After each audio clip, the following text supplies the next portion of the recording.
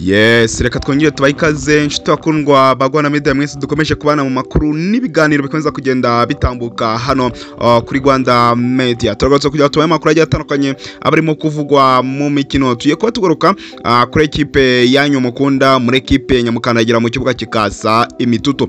Ni ikipe ya Aprfc Football Club ifite umukino ukomeye cyane muri iyi weekend.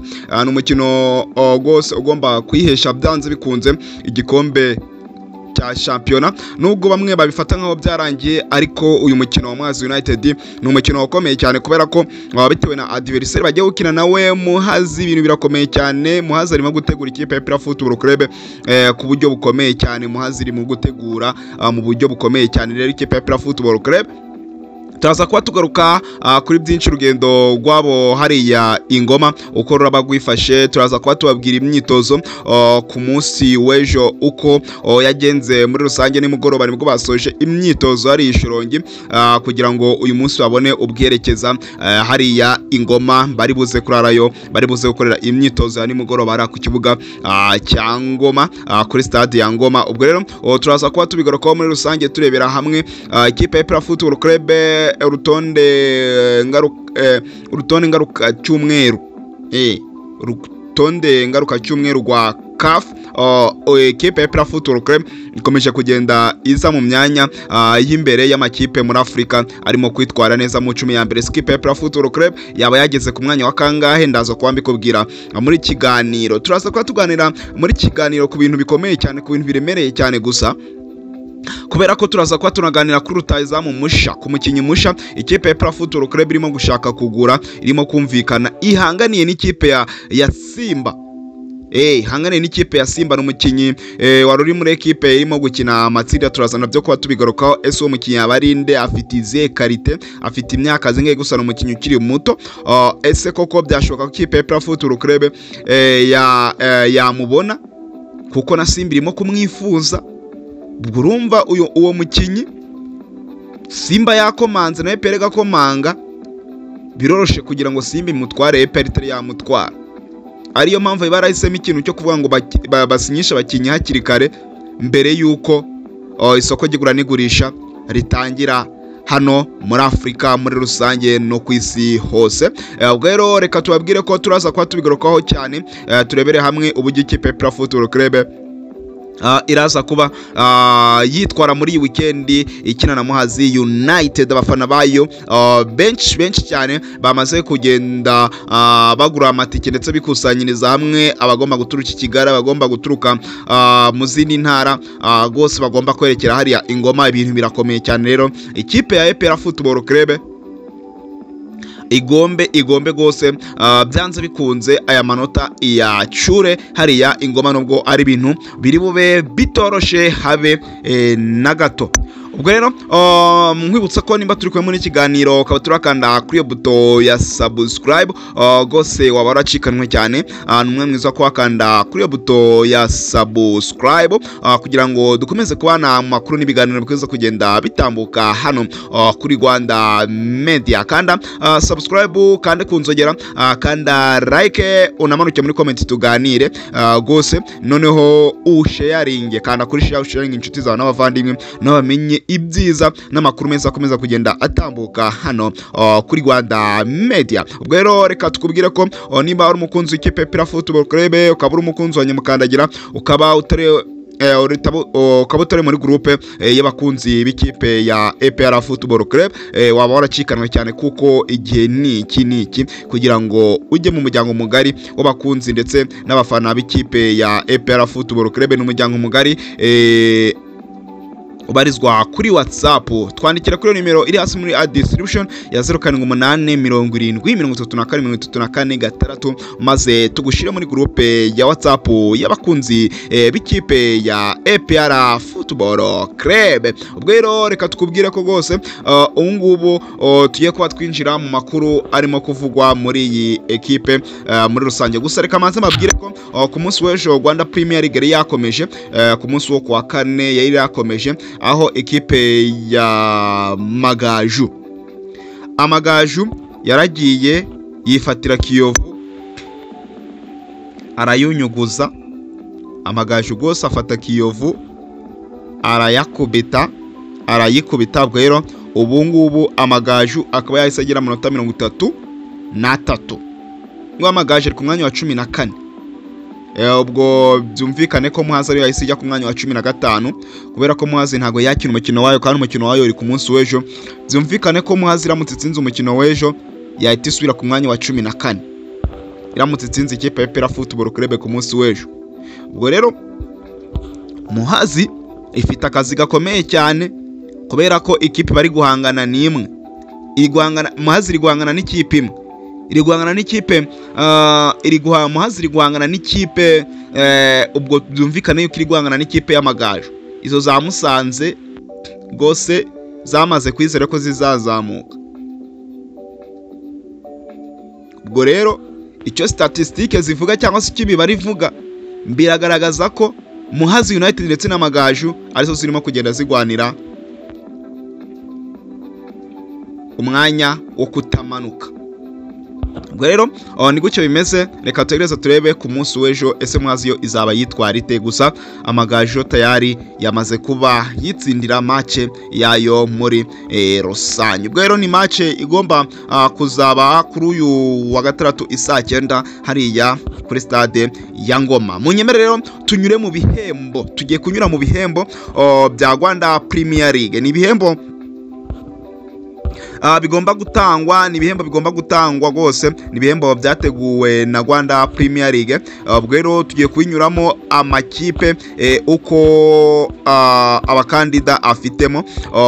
Aprfc Football Club byumvikane yuko ariyo ifite abakandida benshi muri rusange. Namwe munyura muri comment mutubwire aba batoza, umva abatoza bari guhatanira igikombe icy'umutoza w'umwaka witwaye neza. Umutoza uri ku rutonde rwa mbere bamwita Muze Darkonovic, umutoza watoza ikipe ya Aprfc Football Club ariko akaba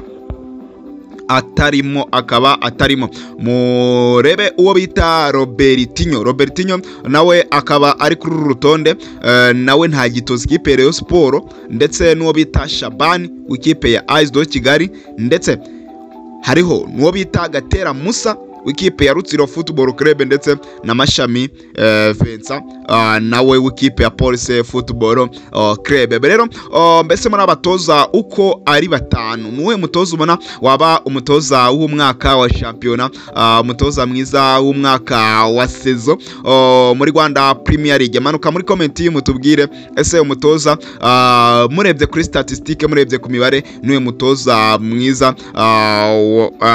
bitewe naho yagiye asize ekipe. Bitewe buri mutoza naho yagiye asize ekipe, mwatubwira umutoza wa saison.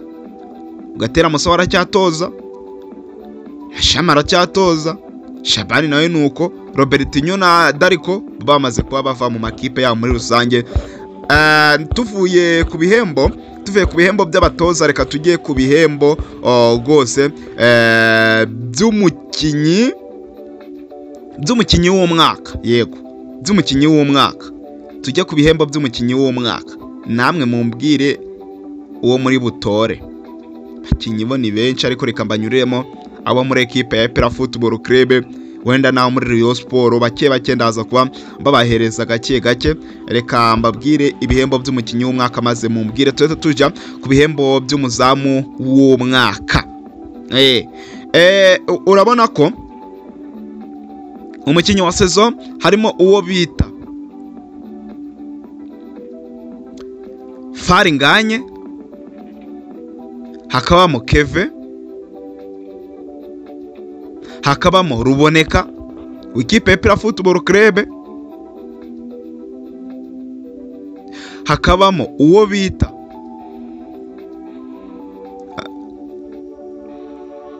Nige na Crema w'ikipe ya Aprfc Football Club, Omar Aba wa Bugesera uwo bita Watara, hakabamo na Christian Musanga Henry wa Police na Christian wa Police. Reka mbabwire yuko na niyo mugabo Claude arimo, na Richard wa Rayon Sport, na Haji wa Rayon Sport. Hakaza uyu muzamu wa Mukura Sebgato Nicolas, ndi kugenda nyuramo nihuta. Hakazamo uwo bita Lamine Ba w'ikipe ya Aprfc Football Club, hakaza uwo bita Nshimirimana Yunusu w'ikipe ya Aprfc Football Club, hakaza uwo bita Niyomugabo Jean Claude w'ikipe ya Aprfc Football Club, ndetse n'uwo bita Pavel Enzira. Mbashiye kunyura mu bakinyi b'ikipe ya Aprfc Football Club bamwe nyine bamwe na bamwe ariko abahamagawe bose intekerezo ko bavuze ese muri abakinyi niwe mukinyi weho watura nk'umukinyi w'umwaka wa saison muri Rwanda Premier League, best player of the season. Naye mukinyi watora mwiza w'umwaka ukurikije abakinyi tuje kuba tugusomera. Manuka muri comment mutubwire ese niwe mukinyi w'umwaka mwiza watora wa saison muri rusange. Reka rero tukubwire ko abazamu beza b'umwaka basizweho hagomba gutogwamo umwe n'uwo bita Kadime Ndiaye kuko niwe wakinye imikino myinshi, ndetse n'uwo bita Pavel Nzira nawe yakinye imikino myinshi. Kadime Ndiaye ni wa ekipe ya Rayon Sport, uwo bita gose Kadime Ndiaye ni w'ikipe ya Rayon Sport, ndetse na Pavel Nzira ni w'ikipe ya Aprfc Football Club,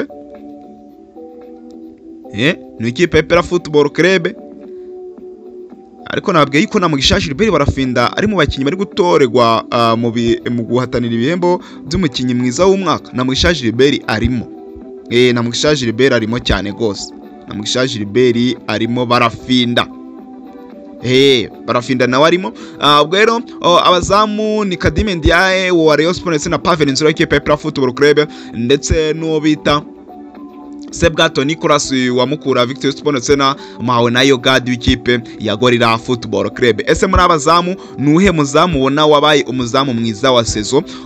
Nawe twandikira muri comment, mugende muditekerezo byanyu mutangire mutubwire nuhe muzamu ubona wabaye umuzamu mwiza wa saison muri rusange. Mutubwire nta kibazo gose, mutubwire tukomeze kugenda tureba uko byifashe muri rusange. Reka tubabwire ko rero mbere yuko tuza uko imyitozo ya nyamukandagira yagenze ndetse n'ubugirimo kwitegura umukino ku munsi w'ejo, reka tubanze tubabwire ngo ikipe ya APR akose bura ntitwasubye twabanza twababwira uburyo imyitozo ku munsi w'ejo yagenze, noneho tukaza tubabwira uburyo ikipe ya Aprfc Football Club yazamutse ku rutonde ngaruka cyumweru rwa CAF Mumakipe yitwaye neza, noneho tukanagaruka kuri transferi y'umuriro y'uyu musore irimo guhanganira n'ikipe ya Yanga Football Club yari muri Tanzania. Gose ndumva ari byo ariko twabigenza kugira ngo turebe ngo byifashe bitereka. Nkubwira ko rero ikipe ya Aprfc Football Club ku munsi w'ejo yasoje imyitozo gose irimo gukorera hariya Ishorongi, kubera ko uyu munsi barabaza kuba bazamuka ingoma. Ubwo rero ni imyitozo ya nyuma bakorera hariya Ishorongi, uyu munsi bari buze gukorera imyitozo hariya.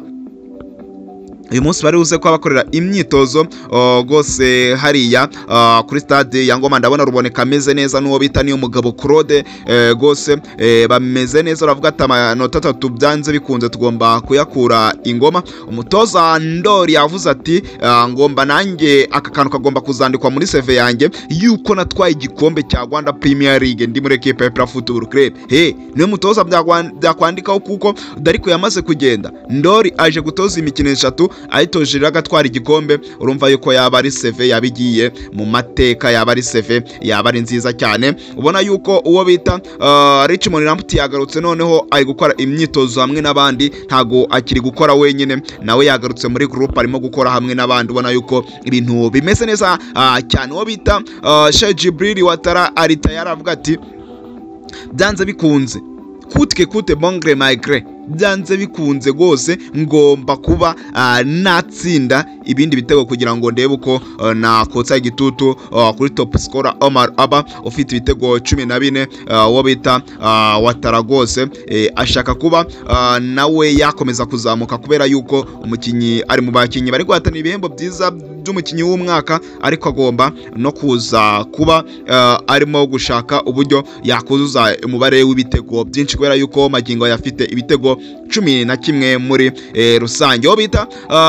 Uwo bita Gose Mamadusi nawe ameze neza aravuga ati umutoza ngiriye icyizere uyu munsi gose nagira byinshi nkora kandi byanezeza abafana hari ingoma Mugishaje rero Rafinda wakomeje kugirirwa icyizere bebazi yuko atazongera kugaragara mu kibuga ariko Mugishaje rero Rafinda akomeje kugenda akora imyitozo ubona yuko afite umwuka afite igihe arimo kuguruka cyane Lamine Ba bose bari muri bose ni kugenda mvuga bose bari muri equipe iri guhatanira igihembo cyiza cy'umukinnyi w'umwaka Lamine Ba nawe arahameze neza cyane nawe aravuga ati ndi tayari icyo gihembo nanjye nubwo ndi mu bakinyi barimo guhatanira icyo gihembo nanjye nkibonye ntago cyangwa nabi cyangwa neza uyu musore Lamine Ba rero ni gutyo byifashe ariko muri Rwanda Premier League impaka zikomeza kugenda ziba nyinshi cyane gose ziri kugenda ziba nyinshi cyane urebye ariko turaza kuba tugenda tubahereza muri rusange ku munsi w'ejo ibintu birimo kuvugwa byo ni byinshi pe ni byinshi cyane uburyo match zirimo kugenda zitegurwa hanze y'ikibuga kurusha mu kibuga ibi byo gose byabaye ibindi pe byabaye ibindi Fegwafa na Rwanda Premier League muracyafite akazi gakomeye cyane ibintu byo gutegura match fixing gutegura hanze gose bimaze kuba umwanda mu mupira w'amaguru hano mu Rwanda ntago tuzigera tubona umupira w'amaguru mu Rwanda utera imbere amakipe arimo gutegura hanze y'ikibuga kurusha mu kibuga biragoye n'abakinnyi babagura sinzi icyo babagurira kubera ko kugura umukinnyi ukagura umukinnyi aguhenze nta kipe ndi kubishinja ukagura umukinnyi aguhenze arangiza ukamutegurira umusaruro aba ari uwuhe ntekerezo nta nyungu ziba zirimo ahubwo makipe yakwiye kubaka mu kibuga kurusha hanze y'ikibuga niko bimeze bitari ibyo rwose imikinire yaha mu Rwanda shampiyona no mu Rwanda kugira ngo izatere imbere byazagorana tutabonye arimo fair ku mpande zose ikipe igatwara igikombe bimerita ikipe igatsindwa ibimerita ubwo rero ni ibintu bikomeje kugenda byiganza mu mupira w'amaguru mu Rwanda kandi bitari sawa habe na gato muri rusange ubwo rero nako kanyuzemo reka twikomereze n'amakuru gose mbere yuko tuza kuri iyi diru y'uyu mukinyi ikipe ya Aprfc irimo guhanganira ni ikipe ya gose ya Simba Sport Club reka tukubwire ko Africa gose kafu yasoye gose Africa Soso Zones Power Ranking the best performing team in Africa week bishatse kuvuga ko gose urutonde icyo bishatse kuvuga ni uko amakipe yagiye yitwara muri Afrika muri rusange muri iki cyumweru gose turimo gishize kubera ko n'amakipe urutonde rw'amakipe 10 muri Afrika uko abagenda yitwara muri shampiyona ziwabo adatsindwa atsinda uko atsinda ibitego byinshi uko agenda azamura amanota azamuka ku rutonde rwa shampiyona bitewe naho yarari nibyo rero baba badushiriye hano ntabyo kuvuga ngo kuko ubu nta marushanwa ya kafu ahari cyane keretse izi za Simba na za Pyramide zageze finale ubwo rero reka tukubwire ko kubera ubushize twe twakubwiye ko gose ikipe ya Football Club yari iri ku mwanya wa 8 ariko ubu ikaba yazamutse umwanya umwe ikipe ya mbere ni Sundowns naniyo icyumweru gishize naniyo yari iri ku mwanya wa mbere ikipe ya kabiri ni RC Berkane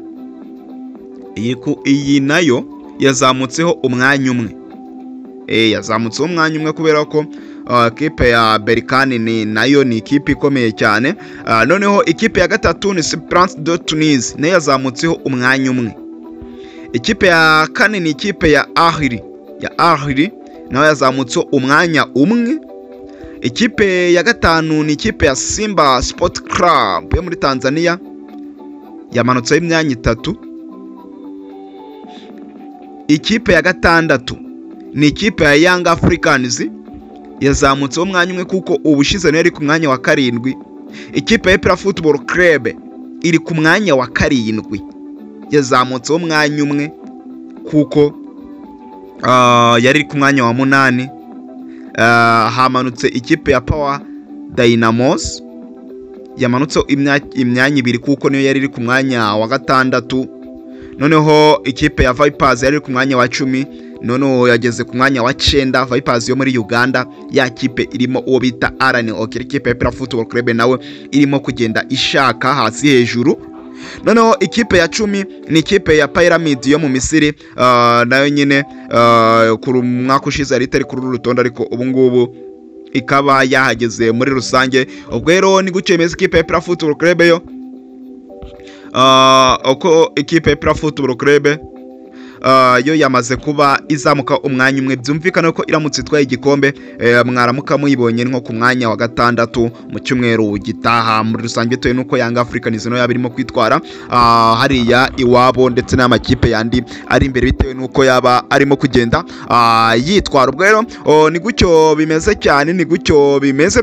Ikipe ya APR kabiri ku mwanya wa 7. Urumva rero ni urwego rwiza, ni ugukomeza guhangana ndetse igakomeza gushiramo ingufu muri transfer kugira ngo muri aya marushanwa nyafurika igiye kuba yitabira muri iyi minsi zabi hitwara neza, zabi yitwaramo neza kugira ngo bizabe ari ibintu bimeze neza cyane, kubera ko ikipe ya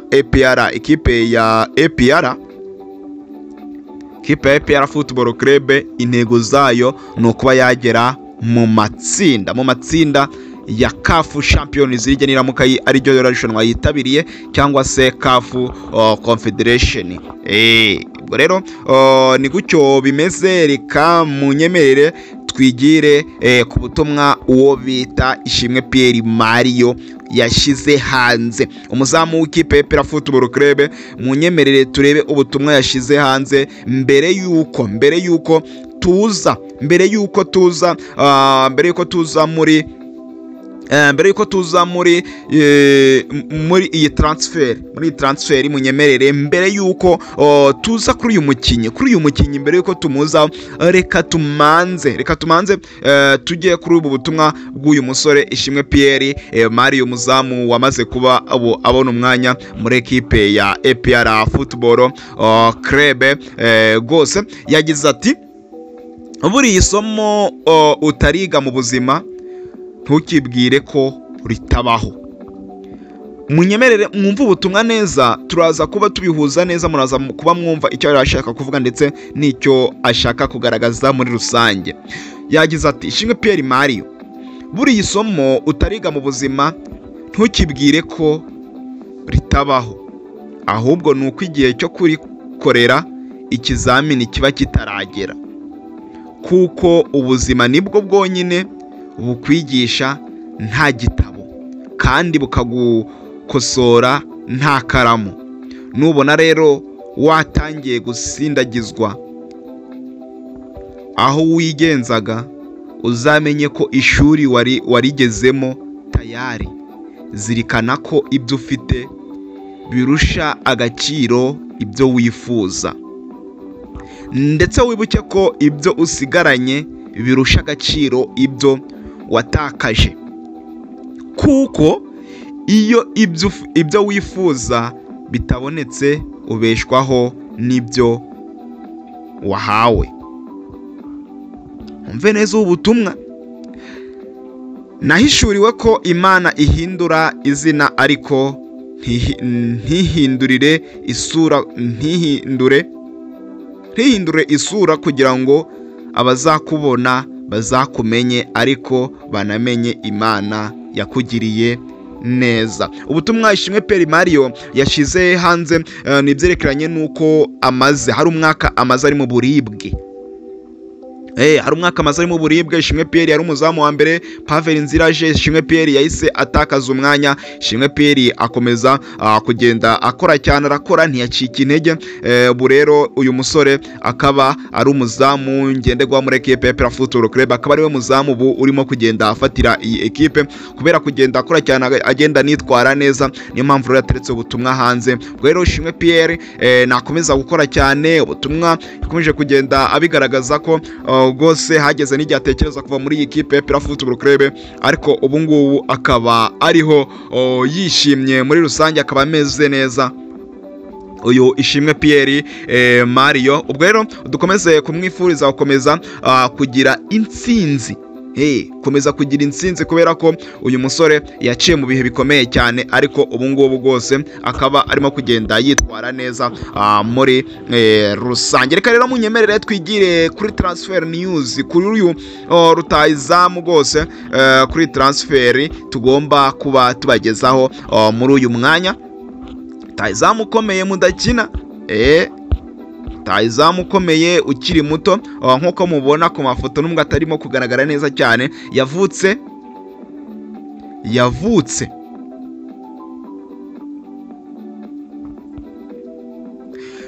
mu kwezi kwa mbere, tariki ya mbere z'ukwa mbere umwaka w'ibihumbi 2002.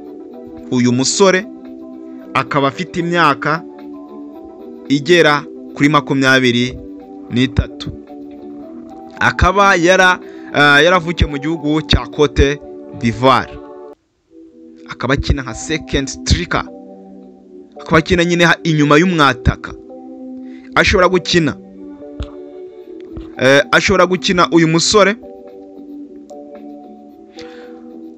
ashobora gukina yataka, nyine akina nk'umwataka wa kabiri, attack second stick, ashobora gukina nk'umuwinga, ashobora gukina ndetse nka nimero 10 inyuma y'umwataka.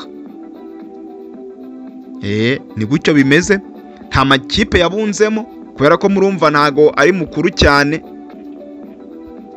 Ubu ngubu ari muri ekipe ya ASEC Mimoza,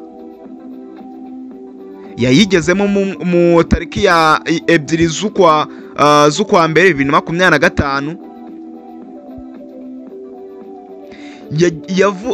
yari ari mu nguzanyo y'ikipe ya Zomani FC.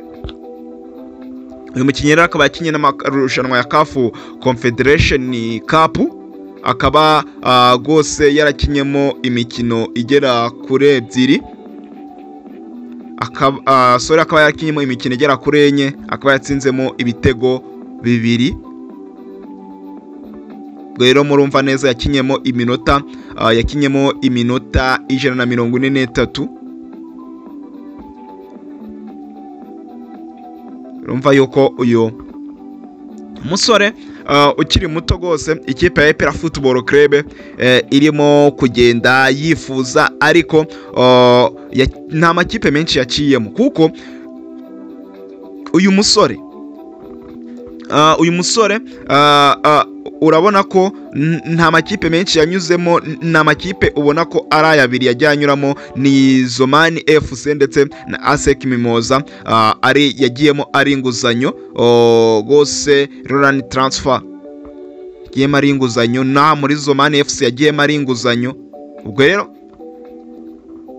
ni umukinnyi urimo kugenda yitwara neza muri shampiyona muri Cote d'Ivoire, watsinzemo ibitego byinshi, ubona ko azi n'amarushanwa nyafurika. ubwo rero ikipe ya Aprfc Club nayo irimo kumwifuza, ivuga ati uyu musore tumubonye yagira byinshi adufasha.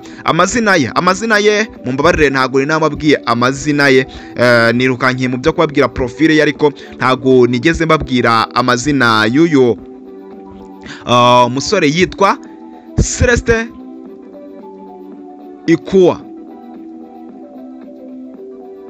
ushobora kumwita Ekwa cyangwa Ekuwa bitewe n'uko ushaka kubisoma, ariko yitwa Celestin cyangwa se Celestine Ikuwa.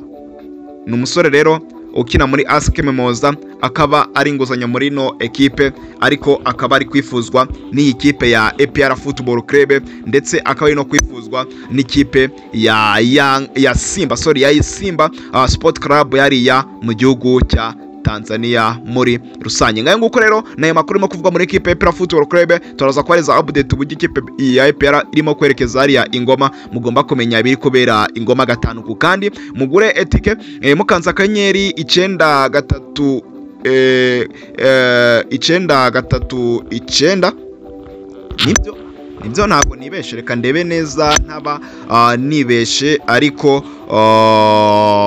ntago biri kure yaho rwose. Kugura itike, kuko itike ya make ni 3,000 mu byibuke neza.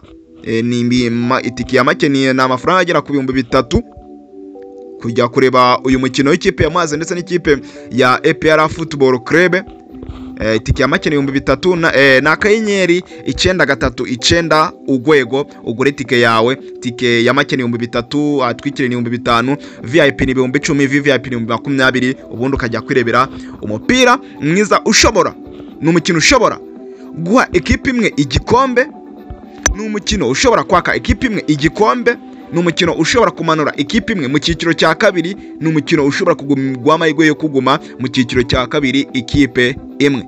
Ngaho gukora amakipe abiri agiye guhura ari muri kuruse ebyiri zitandukanye. Imwe iri muri kuruse yo kugwana no kutamanuka, imwe iri muri kuruse yo kugwana no gutwara igikombe. Reka tubashimwe twabanye mukomeze kugira byiza, turabakunda cyane.